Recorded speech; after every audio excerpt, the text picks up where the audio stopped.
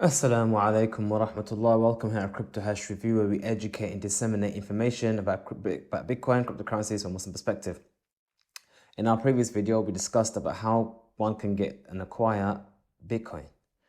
And we mentioned how we can do so via what's called known as KYC avenues, which is basically the normal retail way of getting Bitcoin from any known establishment that sells Bitcoin, like Coinbase, Swissborg, Binance, and whatever the case may be. And there are many apps actually that can even just do that. You could just do it with KYC. The other avenue is getting Bitcoin through non-KYC avenues. And we mentioned that basically what that means is that you're not getting it from an institution or organization, you're basically getting it from individuals. So someone already out there has Bitcoin and they need to convert that Bitcoin into their local currency for whatever reason. Pay bills, buy a car, medical treatment, whatever the reason is, they have money and they need to convert it into a currency that they can use for whatever reason it may be. But by doing that, you've made Bitcoin, or you're using Bitcoin in a peer-to-peer manner, one-to-one. The only person who knows you have Bitcoin are the people you're dealing with. That's it. So there are many ways in doing so. So one, you can actually earn it. So you do a job and get paid in Bitcoin.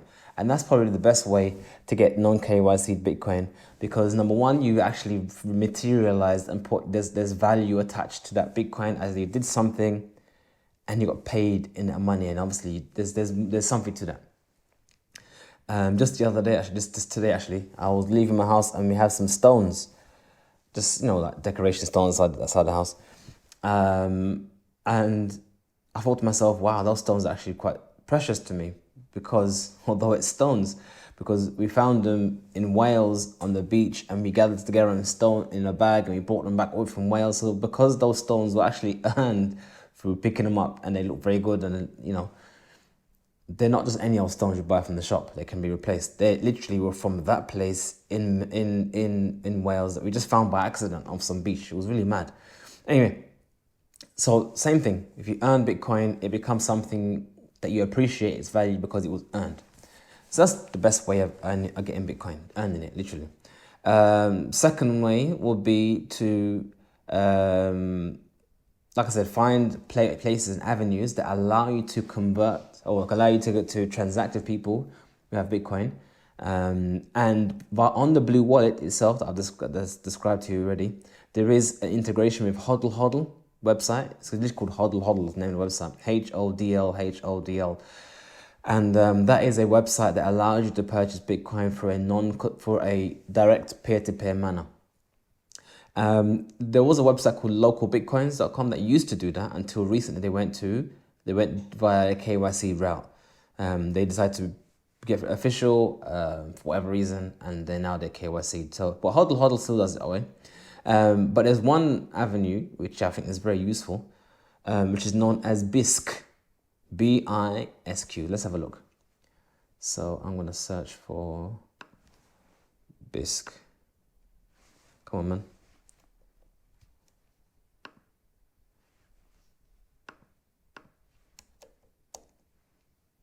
Is there a reason why it's not working? Anyway, BISQ.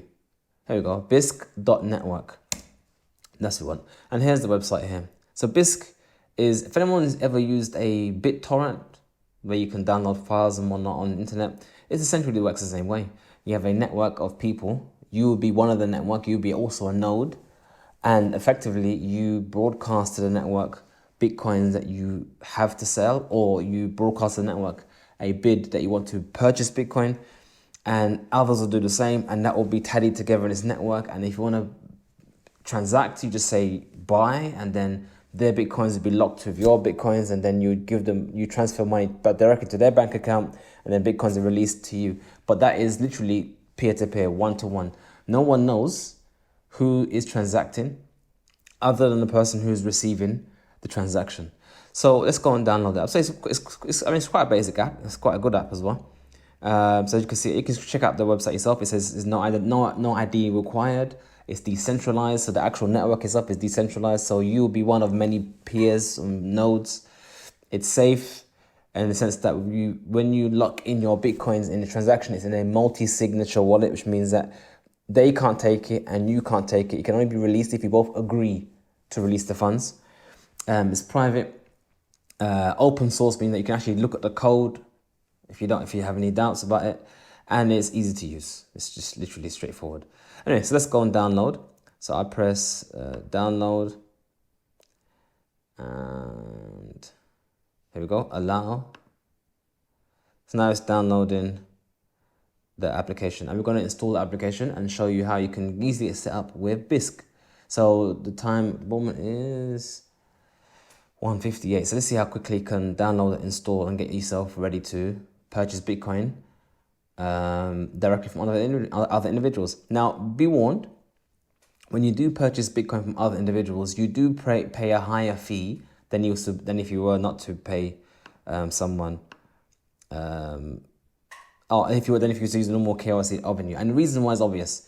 Things like Swissborg, Coinbase, they have large volume. Lots of people buy them constantly. Whereas with this, you're literally buying from an individual, and it's just him. He doesn't have loads of clients coming all the time and making lots of profit. It's just one particular transaction. So you might pay 1%, 2%, 3%, 5% extra on top of what you're doing. Sometimes even 10% if you're that desperate. Whereas on the exchanges, you won't go more than a percent or less. So that's just the main difference that you'd have between the two. So let's do Bisq. So now it's here. Load up the application. And also the application itself has its own wallet. So obviously you transact by depositing wallet and all that kind of stuff. So you have your own actual wallet in the app itself. Remember, it's its own individual island, you could say. So here we go. So now it's open up it says giving you user agreement. You can read it on time. I agree. But when you download it, you'll use it on time. So now also it's connecting via the Tor network. If anyone knows what Tor means, basically it means it's a layer on the network that it's a way to route or direct your information packets discreetly on the internet. So even if someone's trying to try to monitor what you're doing, they won't know that you're on the Bisq network and you're communicating with other people via the Bisq network. So as you can see, privacy is a very important part of this avenue. And as I mentioned to you before, KYC Bitcoin will be better than non-KYC Bitcoin will be better than KYC Bitcoin only from the aspect of privacy, because you don't know, you have no idea what the future will hold. You have no idea what laws may change, where you may be in the future. So if you had Bitcoin and no one knew that you had it other than maybe your relatives and your family and whatnot, that's better as opposed to something which was different. Just as an example, last year, 2019, yeah, HMRC, revenue, inland revenue, well, basically taxman, went to Coinbase, knocking on their door, asking who has Bitcoin. And they wanted to know everyone who had Bitcoin so they can tax them or make sure they paid their taxes. And Coinbase submitted to them all users who deposited, I think, more than £5,000 or £10,000 on their exchange. So anyone who bought less than that, they didn't give hand over those details. But anyone more than £5,000, they handed those details over to HMRC. And I guess HMRC would send them letters saying, okay, have you declared your Bitcoin? So there you go. So that's an example of why privacy is important. Because now anyone could just ask Coinbase if they have legal permission to do so, if you have Bitcoin, and they can reveal that to other people. So this says synchronizing with the Bitcoin mainnet via Tor at blah blah. So it's doing some kind of synchronization. And as I said to you, this is a decentralized platform. So there is no company called Bisq. There is no official body called Bisq. There's no office where you can call in and ask customer service. This is literally an application that you run, and other people also run the application. And your computers will talk directly to other computers, and you would coordinate yourself amongst other people. So here we are. We're just getting started here. So I guess we're just waiting for the network to synchronize. But whilst that's happening, let me see if I can move on. If I can click on other things. Not yet. It's still thinking. It's still thinking, which is fine. So it says synchronizing with the DAO, and the DAO basically means a decentralized autonomous organization. Decentralized autonomous organization. There was a thing back in the day, which is still a thing. It's not gone. Basically, where people were establishing DAOs, basically organizations. You could say like a company, organization, it's not really a company, organization of people that function decentralized. So there is no, you could say, CEO. There's no founder. Every decision that is made in a decentralized manner. So you can take part in that. If you want to vote, you can vote on different decisions. You can vote on different proposals. If you wanted to add a feature onto this, because this is an open source software, if you want to add a feature to the software, you could put forward a proposal. If people agree to it, then funds could be allocated from the decentralized fund pool and given to you. So basically the whole system works in a decentralized manner. So there is no way that it could be shut down in that regards, because no one knows who is where and when. It runs autonomously. Anyway, so it looks like we have something going on here. So we have, okay, here we go. So let's start with this. We have markets. So we're dealing with British pounds. And effectively, these are the sales and the buys of Bitcoin. These are the buys going up. So these are, I guess, people want to buy, I guess, Bitcoin, and those who want to sell, I'm guessing. But the most important thing you want to worry about here is I want to buy Bitcoin or sell. So you go to buy BTC. And here would be all of the orders that are available to buy. At the moment, they're grayed out because we haven't set up an account. So what you do is that you would set up, I'll show you in a minute, but basically when you set up an account, it allows you to make certain purchases. But here, this is an order. So this is a seller. I have no idea who the seller is, but there is someone out there who's using Bisq network and it's allowing us to purchase. If I put my mouse cursor over him, it gives me like his unique number. It told me how long ago they made an account. This is 29 days. This one here, it was been here for 302 days. So these kind of matrices allow you to establish a certain level of trust on the network. This guy's been here for very long. He's been transacting for a while, as opposed to someone who just set up an account yesterday, and that kind of stuff. Same thing with selling. If I go to sell, there's a few people here who want to sell as well. But what's interesting here, sometimes I come here just to have a look at the market. I want to gauge the sentiment of the market. So we see here that there's a long list of orders here for selling, for people offering Bitcoin to buy, for allowing you to buy. So you can have all these orders here for buying, whereas there is hardly any offer here for selling. So for me, that tells me that the market is bullish, or it's more towards the upside because there's more available here on one side than the other. Anyway, that's basically how it is. So let's go to account. There we go. So I'm tapping here on account. Welcome to Bisq, blah, blah, blah. You can read it on your own time. So here we want to set up a new account. Yeah. So I go to, is this the right one? No, this is not the right one. I think would it be in, is this one? Yeah, it is this one, yeah. So new account. Okay. So I'm going to say payment method. So here are the payment methods that you have available. So you can, and there's so many ways you can pay. You can pay even like cash in the mail. I mean, if you want to get paid someone actually mailed you cash, you can do that. Alipay, advanced cash, blah, blah. In the UK, we have faster payments, which basically is just bank transfers, account sort code. Face-to-face in person, if you want to buy it face-to-face in person. So many ways and avenues to transact. SEPA, Revolut, Swiss, TransferWise, Postal, WeChat Pay, Western Union. There's all these different opportunities here to set up an account. So it's going to set up an account using just simply faster payment, which is basically your normal UK network.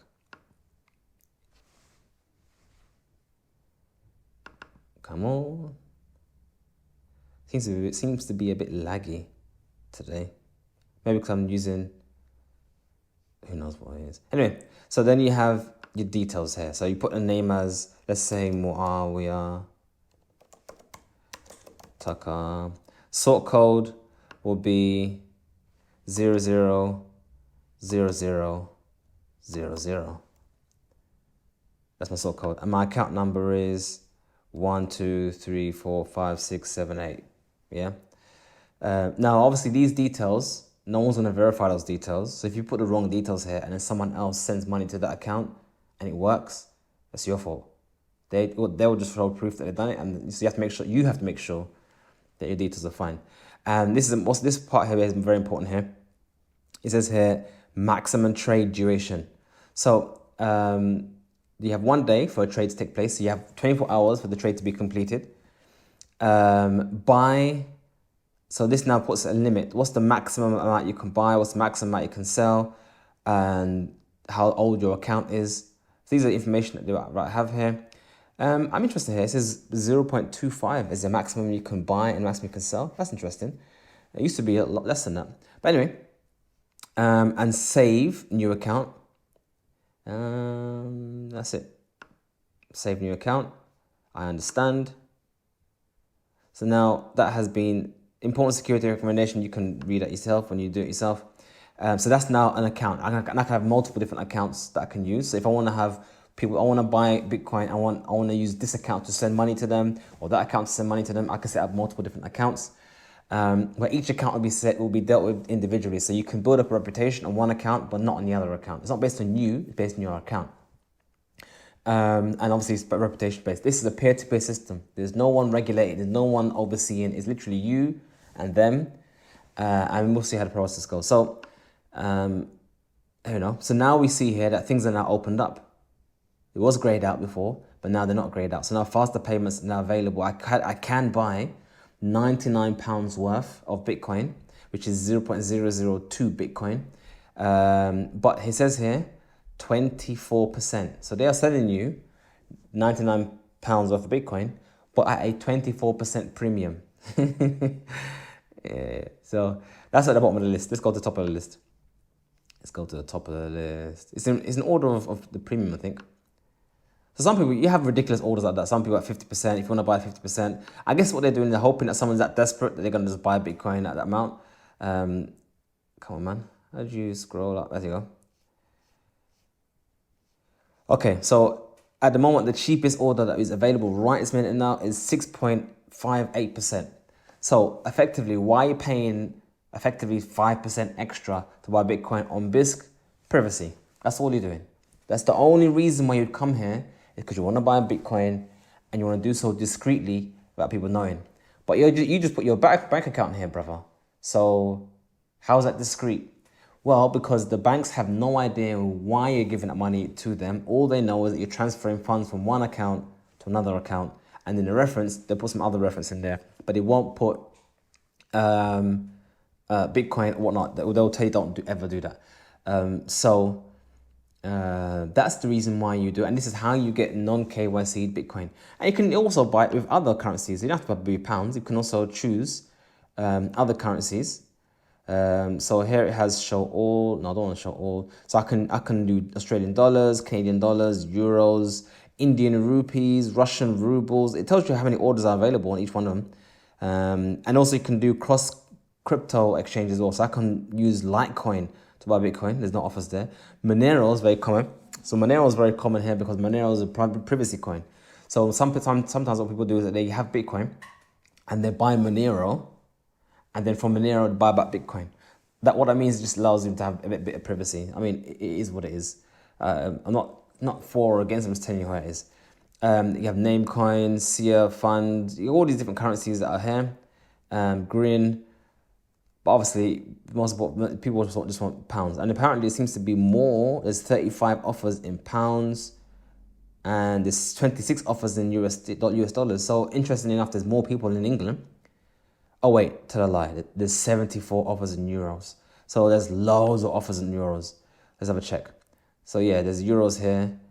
And generally, they have their own accounts. So, the payment method is SEPA or Uphold. Yeah, so that's how they have their own thing. So 6% here, you can see euro offer, and you get the gist. So this is effectively how you can acquire Bitcoin in a non-KYC manner using the application called Bisq. Now, like I said to you before, there are other places you can use to purchase Bitcoin in a non-KYC manner. Hodl was one of them, or from other people you may know. So maybe you might know someone who's already into crypto. and you want to buy Bitcoin off of them if they want to send it to you. Generally speaking, people don't, if they're into crypto, they don't really want to sell, but they may have a need. Maybe they have bills to pay, maybe they have some kind of need to have some fiat, and you can make an arrangement and send it to them. Oh, so basically, I've got to explain to you about this. How does it work and how do we know it's safe? Okay, so if I say take this offer, let's say take this offer. So it will tell you, take to the screen, and you decide how much you want. It tells you how much it is in price, and the rate in price. So at the moment, Bitcoin is at 39,800, but the rate you're going to be buying it at is at 42,000, 6% on top. The amount is £807. And the way it works is, so if you press next, you say, okay, press next. I have no Bitcoin in this, so you'll see how far we go.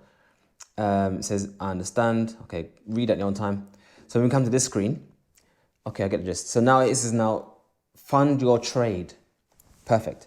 So the way this works, because as you can imagine, this is a system. No one runs it. No one's in control. It's just a system on the internet, like a Bitcoin. So how do you stop someone from running away with your Bitcoin or vice versa? So whether you're a buyer or you're a seller, you must have Bitcoin. So imagine, let's just say, for example, this is you and you want to buy Bitcoin, and this is them and they want to sell Bitcoin.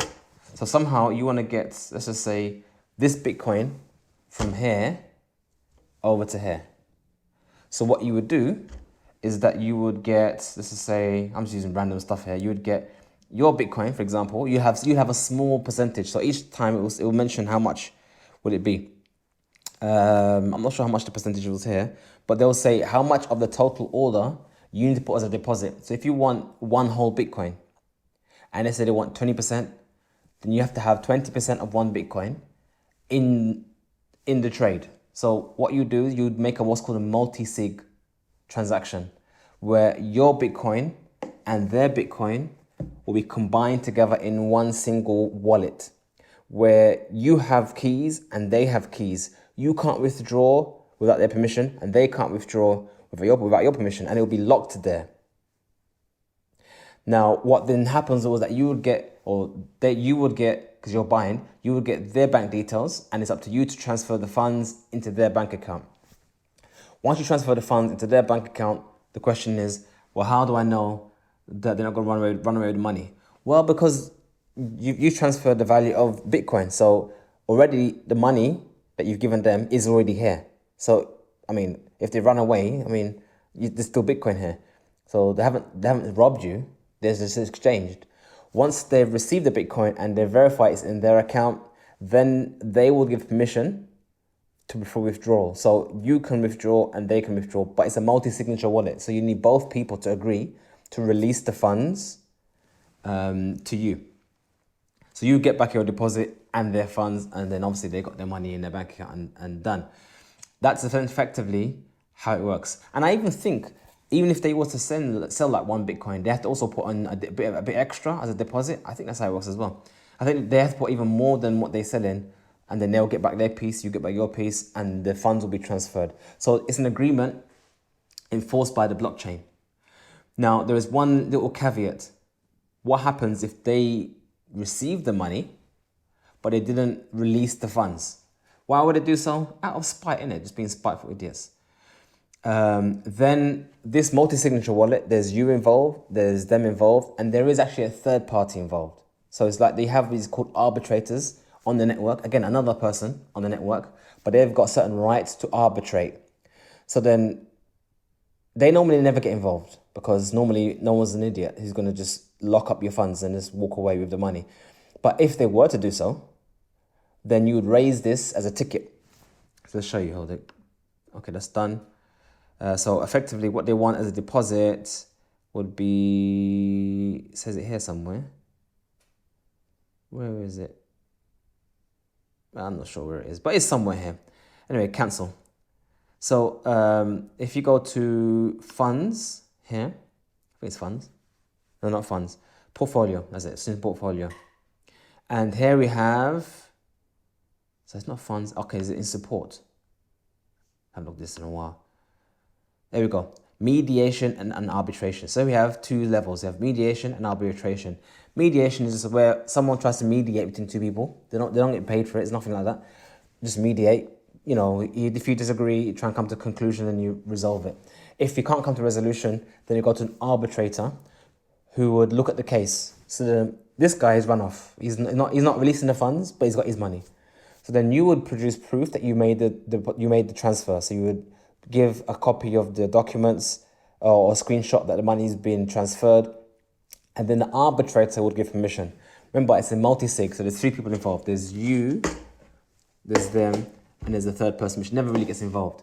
All you need is two to agree to release the funds out of the three. So you have a 2 over 3 multisig.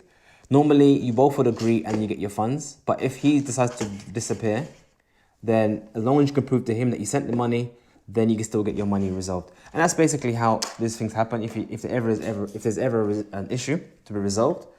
But this is basically how normal trade would be over long distances anyway. If you want to do any kind of business long distance, you kind of would need a third party to verify any shenanigans, hence what a qadi is for. A qadi is a judge that helps resolve any shenanigans that go on. But I guess 99.9% of the time that never be an issue, because number one, there's no reason for them financially other than that spite just to not release the funds. I mean, it could be, maybe they died. That could be an issue. But again, it's not something which is unresolvable. Your Bitcoins are still safe in that wallet. They can't run away with the Bitcoin. You just need the arbitrator to see the evidence that you've sent them funds and you get your money. But this is effectively a really good system to effectively buy Bitcoin and sell Bitcoin without the need for a third party. Yes, you are using banks and it is a bank transfer. Or, I mean, you could choose cash in hand, but there is a bank transfer. But in the transaction, you wouldn't put that is Bitcoin, so banks will have no idea what it's for. As far as they're concerned, you bought some stuff from eBay, and that's the end of it. One last thing I guess to say, if you have Bitcoin, you want to choose an order to take, you actually want to put an order up there. Then you come here, create an offer to sell Bitcoin, for example, and here is what you actually decide. So I want to sell 0.25 worth of Bitcoin. And the value, I want to put it at 2% extra. So now it's telling you that you're going to be effectively selling it at 40,600. And that'll be the price. And this is how much you decide, how much deposit they want. So you say how much in advance. So I want them to put, if anyone wants to take this order, they need to put, let's say 10%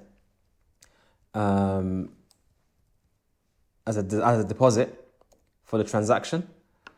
And there you go. And then you place the order. Obviously, I don't have, so it says the interest is larger than 15, whatever, you get the gist. So that's how you would actually put an order and others can choose it. So you can either choose orders that are there, so therefore you're a market maker, you're taking a market order, or you can offer a market, so you can leave it there. That's basically it. That's basically how Bisq works. So it's a very good system. Very simple. I mean, there are a few finicky bits you might think, oh, what's that? I don't know what's going on. I don't know. But I mean, it's straightforward. I mean, if you just want to buy Bitcoin, go to buy BTC and just choose an order here that you like. You might have to wait for the right order, just like any old market. Maybe 6% is too high, then just wait. There is one option you could use. It should be is it in support? Or is it an account? I think it's an account. Here we go. Notifications. So what you can do, there is a mobile phone app and you can actually set up notifications, alerts. So you can say if an order comes up that is 1% or 2% on the markets, give you a notification. That way you can quickly rush to your computer and take the order as soon as it occurs. So you can do that as well. Anyway, that was a bit of a long, deep dive into crypto in terms of buying Bitcoin in a non-KYC manner. But yeah, it is what it is. Stay safe out there. And may Allah give you plenty Bitcoin. Assalamu alaikum wa rahmatullah.